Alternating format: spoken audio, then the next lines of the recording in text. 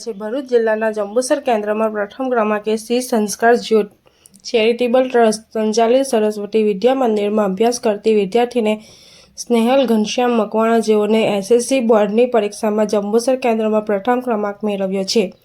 તેઓના કુલ 600માંથી 582 ગુણ મેળવ્યા છે।